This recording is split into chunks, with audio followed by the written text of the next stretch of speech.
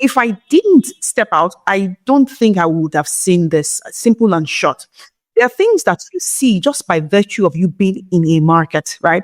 Because when you're there, you're interacting with stakeholders, you're assessing the numbers, you're looking at the gaps in the market, and you're saying to yourself, oh, there's something here. Oh, there's an opportunity here. So if you didn't come out, you wouldn't even see, you're seeing it because you're there, right? So from the outside, there's some things that you would not know. There are things I know about, our sector, today that if I was an outsider, I would have absolutely no clue about.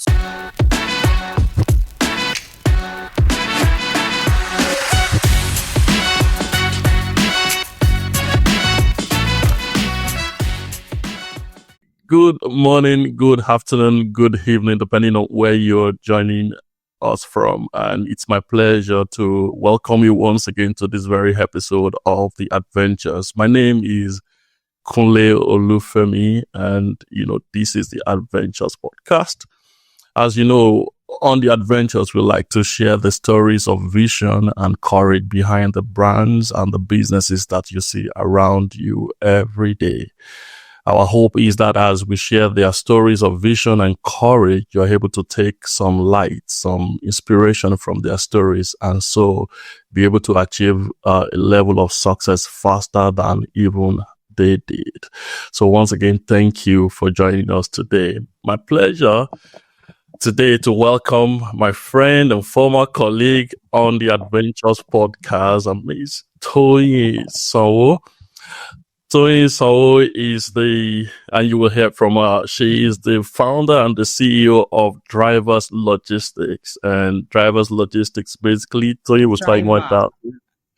Driver. Okay. Driver Logistics basically tried to create tailor-made logistics solutions for organizations, of course, within Nigeria, of course, and beyond the shores of Nigeria. Toyin founded this. I was like part of it when she was starting it. I saw it, right? But she wouldn't, hire me. But not a story for another day. Right. So you set out a couple of years back to start Driver Logistics, and we've seen the organization grow in leaps and bounds. And today it's such a pleasure to have Toyin come on the Adventures to tell us the stories of this entrepreneurial journey. So welcome on the Adventures, Toyin. Hi, Kunle. Thanks for having me. Yeah. Really excited to be here, and it's good to connect with you again, actually. It's really good, right? Good memories. I can remember our days back in PNG in those days, and some of the great stuff that, you did, some of the brands you led and the conversations we had and the arguments and all the back and forth. So it's good to be able to come here, and just have this very nice conversation. All right. So, like I normally say to our guests on the show, I'd like you to start by telling us a little bit about yourself on one hand and about the business. Of course, we can tell us a little bit about the scale of operations, and not just for the sake of people who wants to follow your path, but also, who knows, you probably have one or two customers or clients out there. So take this as your unpaid adverts, right, on the bill of adventure. So please, can you please tell us a little bit about what you do and what you have? Thank you. Okay, hi. So, my name is Toyin Sanwo. As you said, I'm the CEO of Driver Logistics. I'm the founder as well. So prior to Driver, I'd worked in private sector. I'm in a chunk of my career. I'd worked in Accenture, I'd worked in Procter & Gamble, of course, where, you and I met. And then, of course, I went into founding Driver. And the thinking at the time was basically for us to solve some of the challenges. Of course, because if you're coming from FMCG, right, the role that I was in, it was commercial leadership. So your work cuts across, everything. You're working with supply chain, you're working with, of course, your marketing, you're working with research, you're working with sales, you're working with finance, it's the whole 9 yards and all that. And so you definitely have a view of things in terms of, the end-to-end operation, pretty much of the brand or the business as it were. Like we usually say, my role, you're the GM of the brand, pretty much. So it's like being the CEO of an organization, really, and so, I mean, logistics was something we then, decided to take a foray into. But what's interesting, I think it's very interesting to state this, is that we didn't actually start out with logistics initially. We actually started out as a driver resourcing company at the time. So what we were trying to build at the time, and this is a very interesting perspective to give, because I mean, just yesterday on my LinkedIn, or 2 days ago, I wrote something there titled "Allow Yourself Evolve, Pivot." Right. So we started out as a driver resourcing company. What we wanted to solve for at the time was allow people to be able to hire drivers, on an on-demand basis. So for when you need it, for as long as you need it. So if you need a driver for a day, for a month, a week, something very flexible, and then you still get good quality of drivers. That's where we started from, back then. But then, and this is also very interesting. I'm a strategy person. That's my forte. Even in my consulting life, that's what I was doing, and so one thing I naturally tend to do is that when I come into an industry, I come into a space, I'm always sniffing around to see, what's the value chain, what part of the value chain should we be playing in? Are we optimally positioned and all of that? And when we started Driver, I think honestly, about 3 months into the operations, I realized that, look, we could actually be doing a whole lot more. And then, unfortunately, of course, COVID, also happened at the time. And it also even made more obvious, like, look, there's just a lot more value to add and value to capture, and that's how, the journey for driver logistics started. So I think that's just by way of background, So yeah, I'm a full-fledged supply chain expert. Today, at Driver, what do we do? So we provide what we call end-to-end integrated logistics solutions. We help companies, if you want to put it in layman's language, we help companies manage, at their logistics. What we believe is that companies shouldn't actually do logistics, right? It's not their core business. If you're a manufacturer, manufacturing is your core business. Sales is the core business. Marketing, which is brand building, is your core business. Logistics should not be done. But of course, what you find, not just in Nigeria actually, but globally, is that people and companies tend to then do logistics because the capacity isn't so much available in the market. It's not, even if it's available, it's not at the kind of scale at which they need it. So you need logistics to also, you need to scale logistics very fast if you want to scale distribution and stuff like that. But that's what we do. So we're saying to companies, what, outsource your entire logistics. Let's manage it. That's our own bread and butter. That's our own core business. So we do this by way of couple of products and services. So we do transportation, which is at the core of the business. We do also warehousing solutions, which we call distribution centers, fulfillment centers. Maybe we'll talk about it down the line. And also now we do a bit more of freight forwarding. So that's just pretty much the definition of what we do at Driver. Wow. Thanks. I think I'm a bit curious about the whole pivoting thing, right? So I remember vividly when we were having the conversations back in the day, and you didn't tell me so much, but at least you mentioned something around the fact that you wanted to do some kind of this driver, outsourcing thing. And I know a few colleagues that you did it for. Correct. Right? When you stepped out, right? But I'm just wondering how that whole concept formation kind of evolve. I know we need to talk about the scale of what you currently do, right? But before we do that, can you just double click into how did you get to that point where you felt like there is a whole lot more, right, within this space beyond providing drivers for people on an on-demand kind of basis, right? We can do transportation, we can do warehousing, how did that idea come, right? How did it evolve? How did you kind of quantify it? We'll get to the quantification later, but I think let's talk about how the idea came forward in the first place. Okay, very interesting. So I think at the time, there were a couple of considerations. So, like I said, in every industry, you have what you call the industry value chain, and as a as a CEO, as a strategy, like I said, I'm a strategy person. Yeah.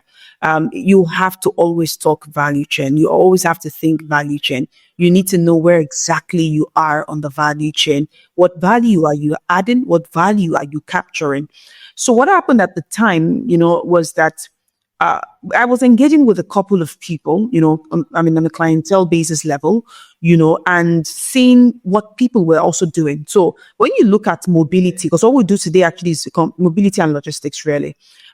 So when you look at mobility and logistics, you'll find that you have, for example, the e-hailing platforms like the Ubers, that's the e-taxi hailing platforms. So the Ubers of this world. You also have the e-bus hailing platforms. At the time we had a company, Plenty Waka. We had even Shutlers, at the time. The Shutlers was relatively also young and new at the time, for example, and so you had that. Then, of course, you had driver resourcing for companies like that. Of course, you would want to provide, services, to such companies. And of course, you then had individuals, but then, particularly also as COVID then struck, one of the things that was very important at the time when we were making the decision was we wanted to play in a market where demand outstrips supply. And to be very honest with you, that for me is a very core fundamental principle that I look at, when it comes to business, in terms of portfolio creation, in terms of product, in terms of service, and anything. And I can tell you that I think anything that you would find me do in my entire lifetime, I don't think you would find me in a place where the supply, outstrips the demand. I think for me, that was one of the fundamental things that was a factor for decision for us at the time. So we looked at, the entire space and we said to ourselves, okay, where is that place where demand for sure outstrips supply, wherein you can almost not fully saturate the market because the demand is just there. And what we currently do logistics, was a clear area and direction where there was a lot of value, to be added. And even as I still speak with you today, it's still so demand outstrips supply in the sector that I play in.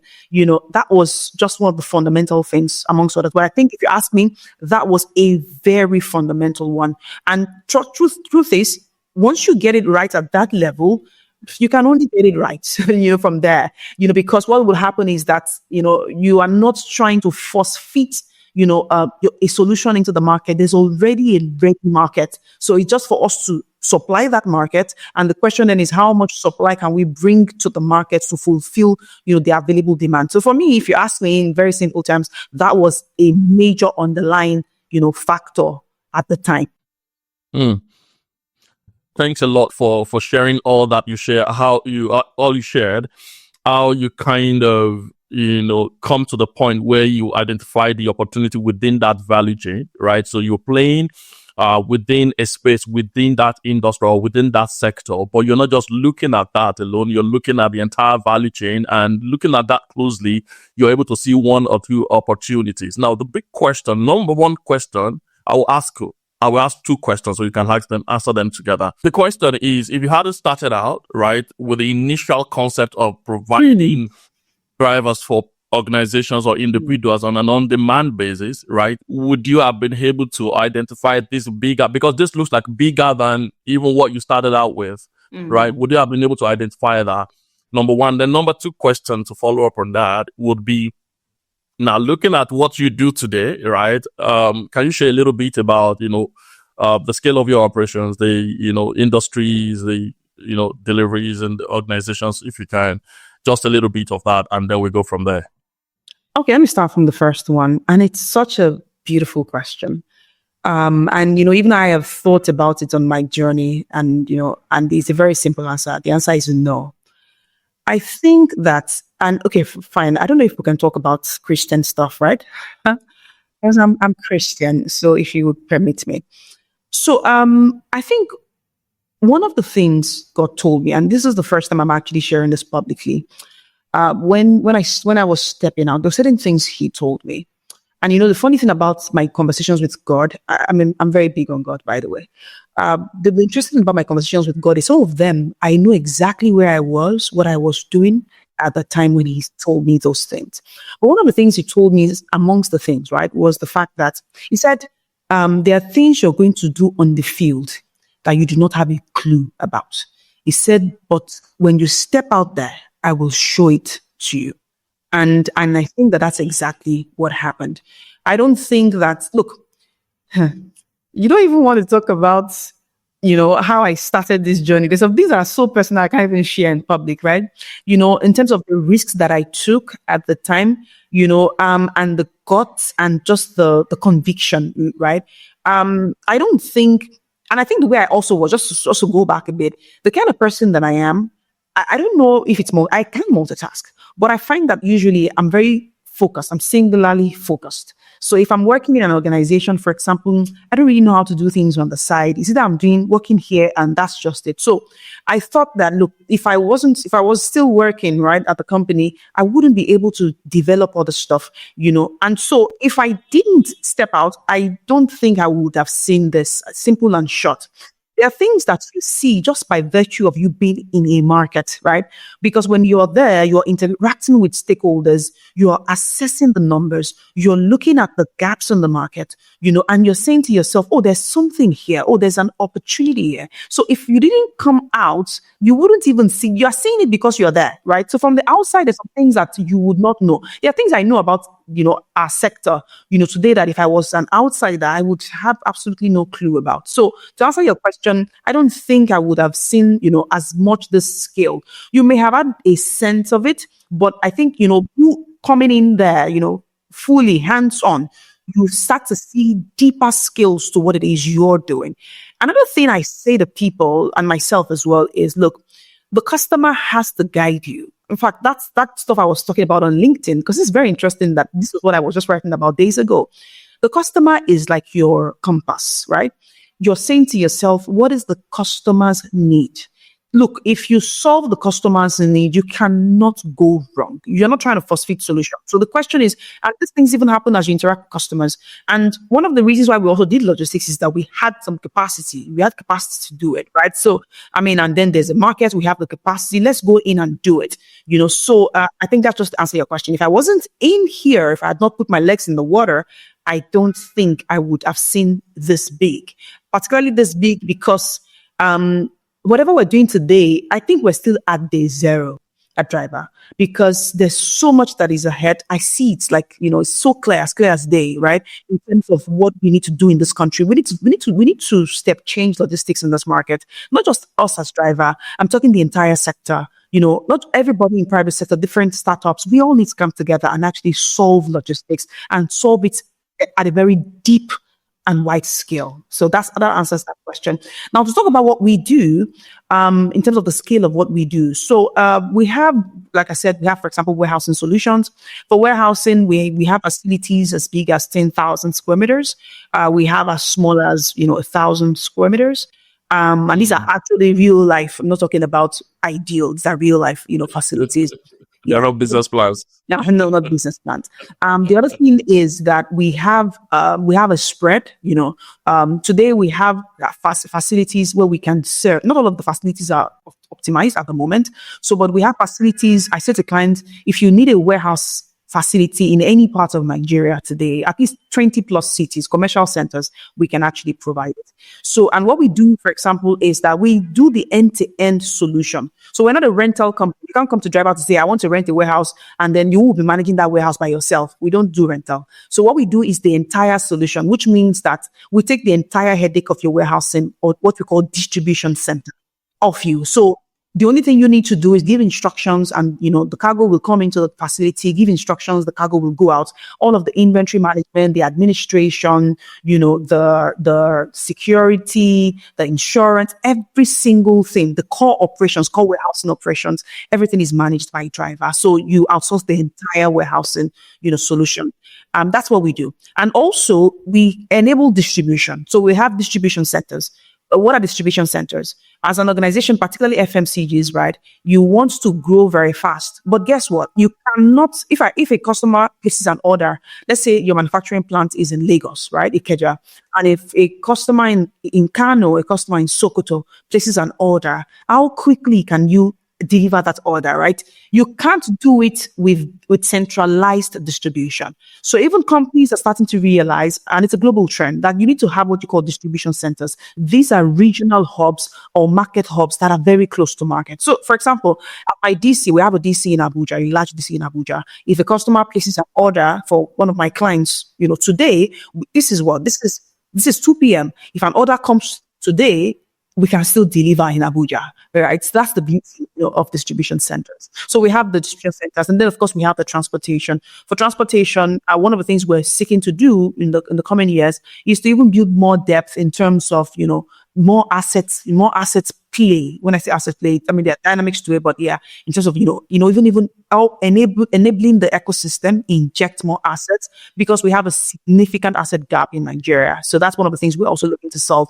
on the transportation side. On the freight side, for the freight forwarding side, if you want to move anything from Nigeria to any part of the world, or you want to get stuff from any part of the world to Nigeria, Driver can help you do that. And also, I mean, even same thing for clients. If a client you want to buy something, in a region, let's say Russia, you want to buy from Ukraine, we can pick from your manufacturer's door or supplier's door in that location and deliver to your door in your factory here in Nigeria. So those are the things that we do today that encompasses our integrated logistics solutions. So that is no longer unpaid, right? So I will send you the invoice for that. I just changed your mind.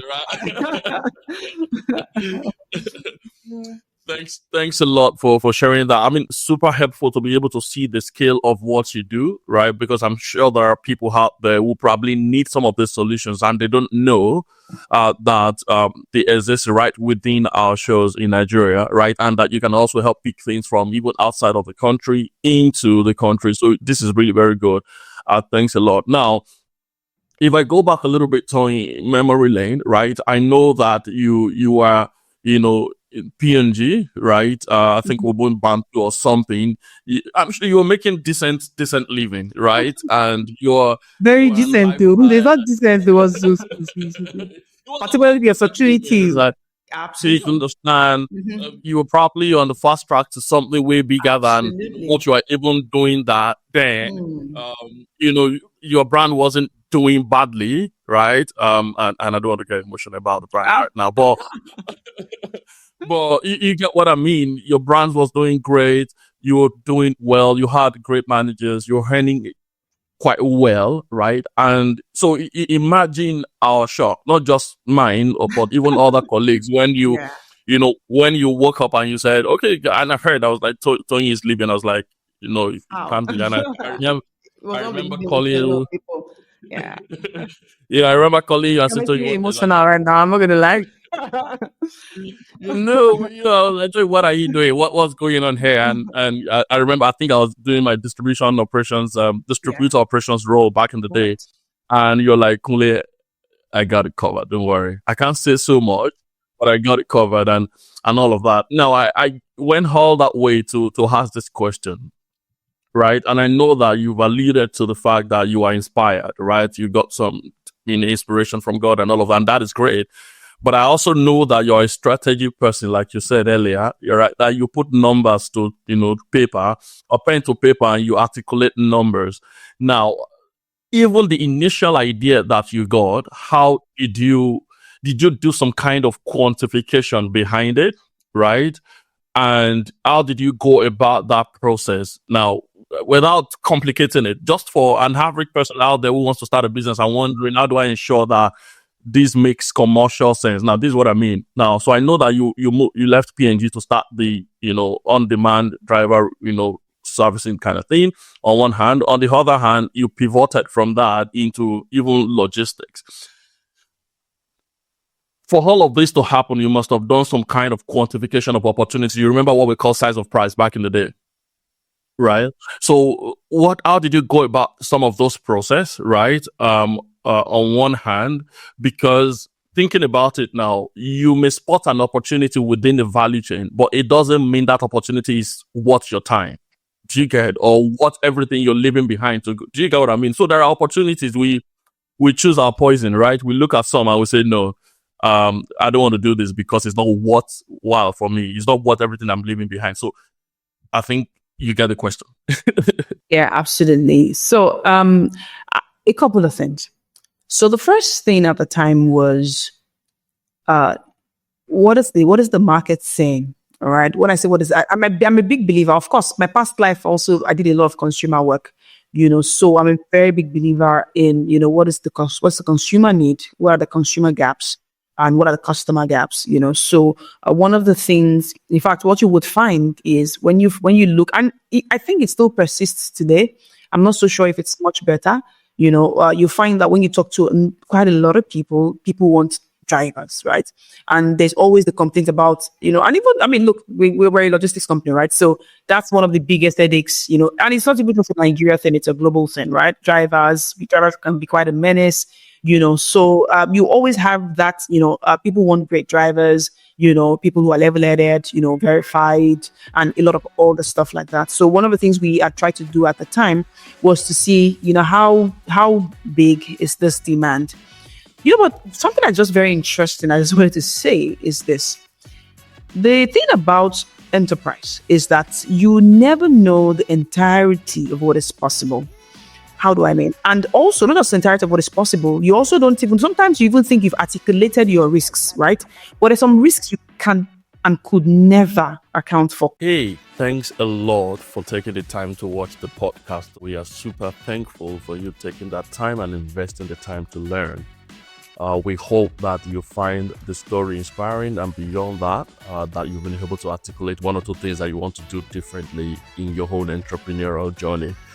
May I encourage you to please like, subscribe, comment, and please share the word within your own circle of influence, especially within those that you think are on the same entrepreneurial journey with you.